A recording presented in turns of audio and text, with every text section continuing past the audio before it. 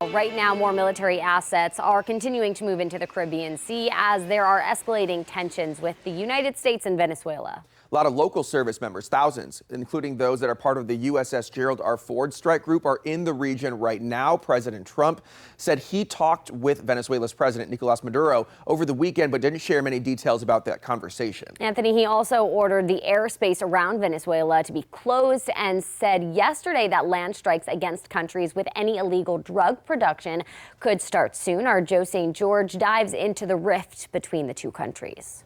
The Navy's most advanced aircraft carrier, the USS Ford, remains in the Caribbean, as are nearly 15,000 sailors and Marines. Meanwhile, in Washington, the White House has recently designated Venezuela's leaders as members of a foreign terrorist organization for its alleged ties to drugs.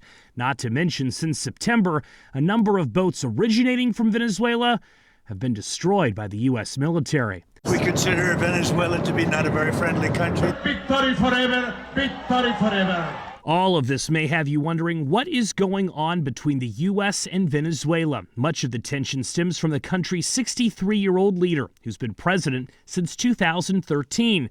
Nicolas Maduro is a former union leader and bus driver, but his election is not recognized by the United States over fraud accusations.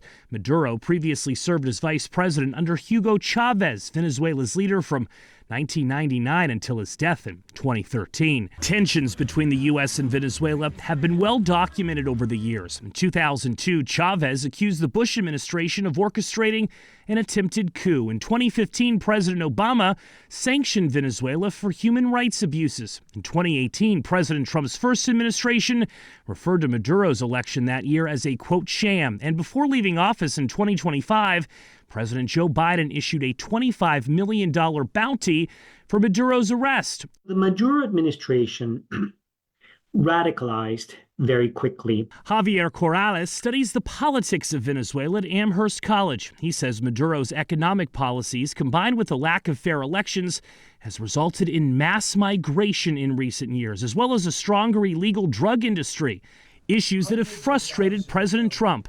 Not to mention, Venezuela has deepened ties with countries like China by selling them Venezuelan oil.